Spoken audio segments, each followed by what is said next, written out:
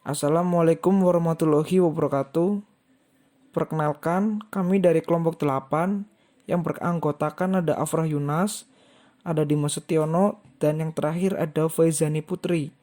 Nah, di sini kelompok kami akan menjelaskan mengenai pembuatan pengembangan produk Solida amoksisilin. Yang pertama ada definisi amoksisilin. Amoksisilin adalah salah satu senyawa antibiotik golongan beta-laktam dan memiliki nama kimia alfa-amino-hidroksibensil penisilin. Jadi obat ini awalnya dikembangkan memiliki keuntungan lebih dibanding ampicillin, yaitu dapat diabsorpsi lebih baik di traktus gastrointestinal. Obat ini tersedia dalam bentuk amoksisilin trihidrat untuk administrasi oral dan amoksisilin sodium untuk penggunaan parenteral. Nah, ini di bawah ada gambar dari struktur kimia amoksisilin. Selanjutnya ada pertimbangan pemilihan amoksisilin. Obat ini dikenal memiliki spektrum antibiotik yang luas terhadap bakteri gram positif dan gram negatif pada manusia maupun hewan. Obat ini banyak digunakan karena memiliki spektrum antibakteri yang luas dan memiliki bioavailabilitas oral yang tinggi dengan puncak konsentrasi plasma dalam waktu 1-2 jam.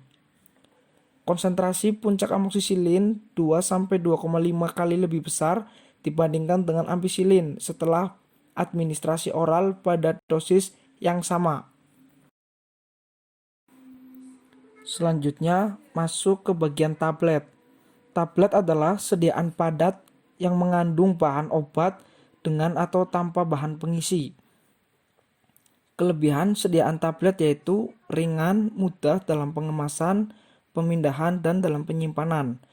Kerugian sediaan tablet yaitu beberapa obat tidak dapat dikempa melalui padat dan kompak, rasa obat yang pahit, obat dengan bau yang tidak dapat dihilangkan, atau obat yang peka terhadap kelembaban udara perlu penyelubung sebelum dikempa.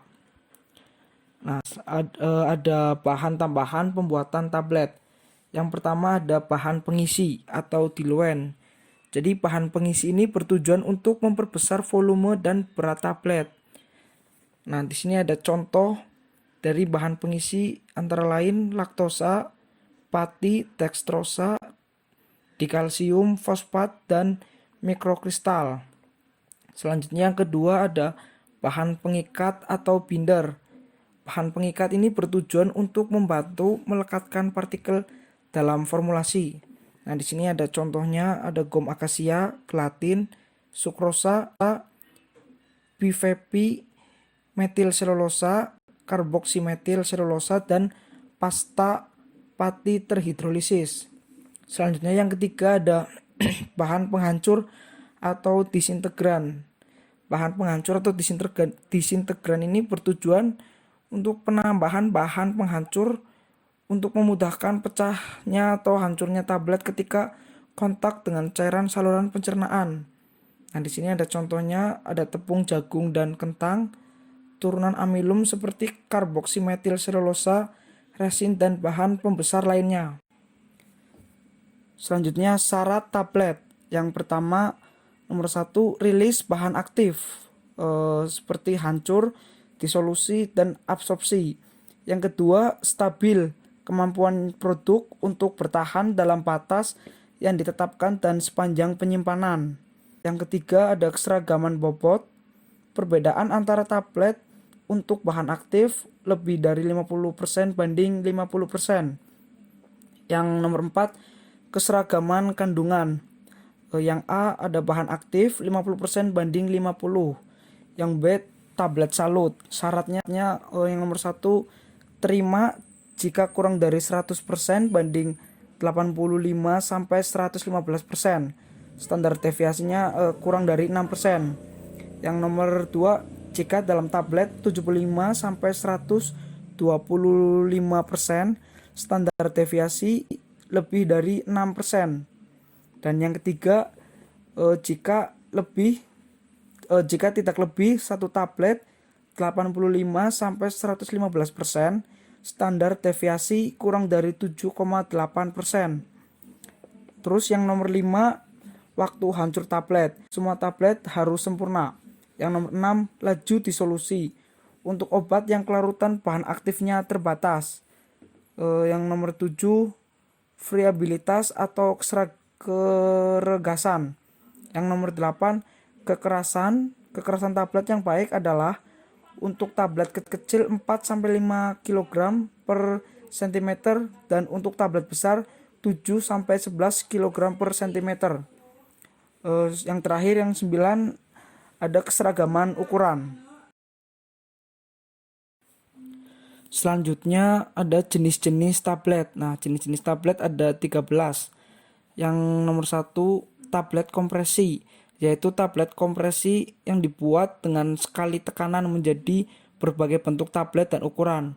Yang kedua, tablet kompresi ganda, yaitu tablet kompresi berlapis. Dalam pembuatannya memerlukan lebih dari 1 kali tekanan. Yang ketiga, tablet salut gula. Tablet kompresi ini mungkin diberi lapisan gula berwarna dan mungkin juga tidak. Lapisan ini larut dalam air dan cepat terurai begitu ditelan. Yang keempat, ada tablet diwarnai coklat, yaitu lapisan coklat yang dipakai untuk menyalut dan mewarnai tablet. Yang kelima, tablet salut selaput. Tablet kompresi ini disalut dengan selaput tipis dari polimer yang larut atau tidak larut dalam air maupun membentuk lapisan yang meliputi tablet. Yang keenam, tablet salut enterik. Tablet salut enterik adalah tablet yang disalut dengan lapisan yang tidak melarut dan tidak hancur di lambung tetapi hancur di usus. Yang ketujuh, ada tablet sublingual atau bukal, yaitu tablet yang di sisi pipi dan di bawah lidah biasanya berbentuk datar. Selanjutnya yang nomor 8, ada tablet kunyah. Tablet kunyah lembut, segera hancur ketika dikunyah atau dibiarkan melarut dalam mulut. Yang nomor 9, ada tablet effervescent, yaitu tablet berbuih dibuat dengan cara kompresi granul yang mengandung garam effervescent atau bahan lain yang mampu melepaskan gas ketika bercampur dengan air. Yang nomor 10, ada tablet triturat.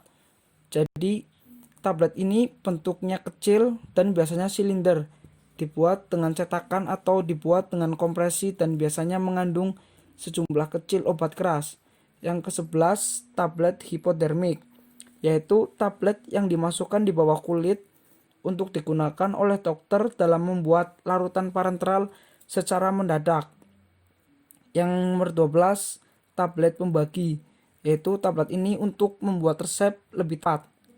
Yang nomor 13, tablet dengan pengelepasan terkendali, yaitu tablet dan kapsul yang pengelepasan obatnya secara terkendali. Selanjutnya, pertimbangan pemilihan tablet sebagai bentuk sediaan. Yang nomor 1, volume sediaan tablet cukup kecil dan wujudnya padat, sehingga memudahkan dalam pengemasan, penyimpanan, dan pengangkutan. Yang nomor 2, tablet merupakan bentuk sediaan yang utuh, dengan dosis yang tepat dan teliti, dan memiliki ketepatan ukuran serta variabilitas kandungan yang paling rendah. Yang nomor 3, dapat mengandung zat aktif dalam jumlah besar dengan volume yang kecil. Yang nomor 4, tablet merupakan sediaan yang kering, sehingga zat aktif lebih stabil. Yang nomor 5, tablet sangat cocok untuk zat aktif yang sukar larut dalam air. Selanjutnya nomor 6, zat aktif yang rasanya kurang enak akan berkurang rasanya jika dibuat dalam bentuk tablet. Yang nomor 7, tablet paling mudah ditelan. Yang nomor 8, pelepasan zat aktif dapat diatur atau seperti tablet lepas tunda, lepas lambat, dan lepas terkendali.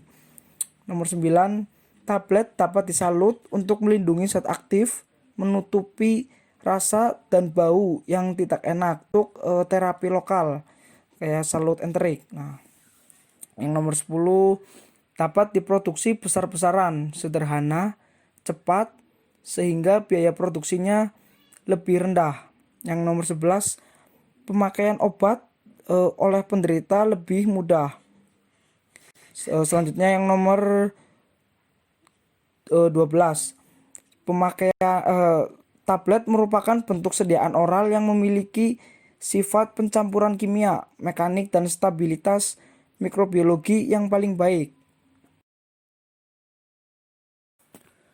Selanjutnya masuk ke bagian preformulasi. Jadi di sini tiap 650 mg amoksisilin mengandung yang nomor 1 ada amoksisilin trihidrat 500 mg. Ini sebagai zat aktif. Alasan penggunaan amoksisilin trihidrat adalah yang pertama, amoksisilin trihidrat dapat memperpanjang waktu kontak di lambung sehingga pelepasan cepat dan mudah diabsorpsi. Yang kedua, umumnya tersedia dalam bentuk trihidrat. Yang ketiga, tidak stabil dalam kondisi basah dan tidak tahan panas. Yang kedua ada pati jagung 10%. Nah, pati jagung ini sebagai bahan penghancur dan pengikat. Alasan penggunaan pati jagung yaitu amilum dapat sebagai pengisi, pengikat, dan penghancur tablet dan kapsul. Sebagai bahan penghancur karena kemampuan granulnya dapat mengembang.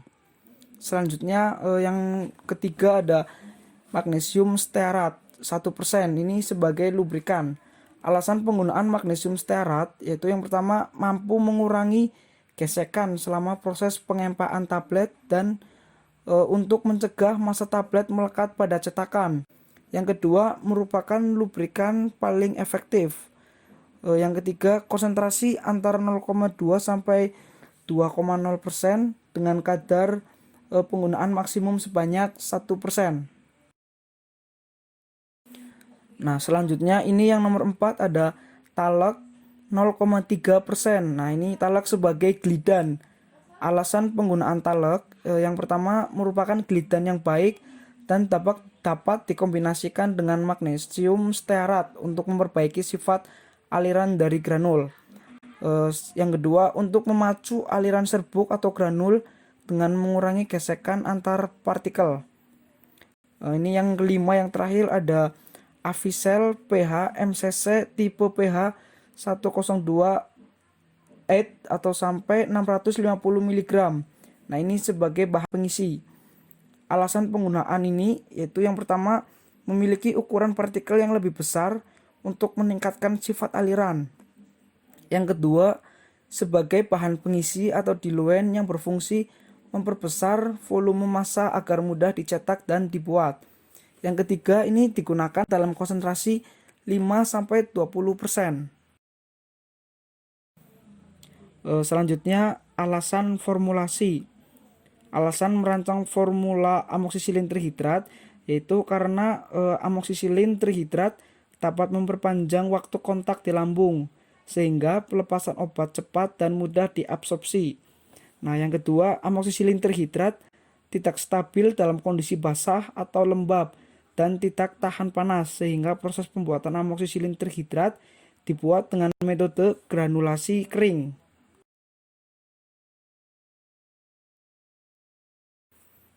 Nah, selanjutnya masuk ke evaluasi dalam pembuatan tablet.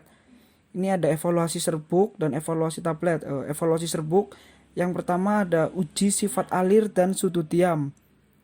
Jadi waktu alir serbuk dicatat dan sudut diamnya dihitung dengan persamaan sebagai berikut. Sudut diam sama dengan 2 kali tinggi granul sama per diameter timbunan granul. Yang kedua, uji kompresibilitas yaitu dengan rumus atau persamaan V0 dikurangi V per V0 dikali 100%. Ini selanjutnya ada evaluasi tablet. Evaluasi tablet ini yang pertama ada uji keseragaman bobot, yang kedua uji keseragaman, yang ketiga uji kekerasan, yang keempat uji kerapuhan tablet, yang kelima ada uji disolusi, yang keenam uji keterapungan, dan yang terakhir ada uji pembuatan medium disolusi. Sekian presentasi dari kelompok kami, kelompok 8. Mohon maaf bila ada kesalahan. Terima kasih. Wassalamualaikum warahmatullahi wabarakatuh.